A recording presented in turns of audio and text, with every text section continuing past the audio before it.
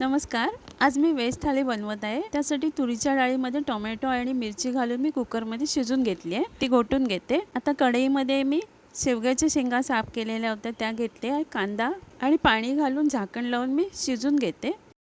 शेंगा जराशा शिजलेल्या आहेत. आता मी शिजलेली डाळ, हळद, चवीप्रमाणे मीठ घालून झाकण लावून एक वाफ काढून घेते. डाळ चांगली शिजलेली आहे. इथे मी डाळीला वरून फोडणी देत आहे. त्यासाठी मी तेल घेतलेलं आहे पळीमध्ये. राई, जिरं, हिंग, सुकी मिरची, लसूण आणि कढीपत्ता घालून फोडणी तयार केलेली आहे.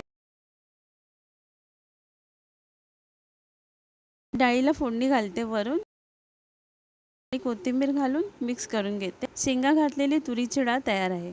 इथे मी गवारीची भाजी साफ करत आहे. गवार हाताने कापली तर कडू लागत नाही. तीच विळीने किंवा सुरीने कापली तर कडवट लागते. इथे कढईत मी तेल घेऊन एक मोठा कांदा आणि कढीपत्ता घालून परतून घेते. कांदा लालसर झालेला आहे. त्यात साफ केलेली गवार घालते आणि तेलावर परतून घेते. त्यात आता मी 1 चमचा लाल तिखट, हळद घालून मिक्स करून घेते. आता मी इथे सफेद वाटाणे शिजलेले आणि बटाटा शिजलेला मिक्स करून घेते.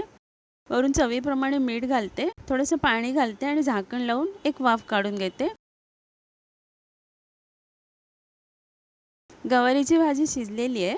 त्याला मी वरून आता खोबरं घालते आणि मिक्स करून घेते. कोथिंबीर घालून भाजी तयार आहे.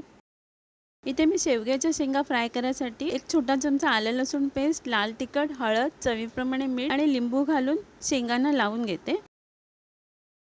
शेंगाला मसाला लागलेला आहे. आता वरून मी तांदळाचं पीठ घालून सगळं मिक्स करून घेते.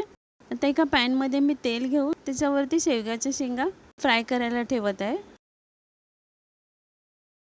झाकण लावून मी शेंगा फ्राय करून घेते. आता दुसऱ्या बाजूने भाजून घेते.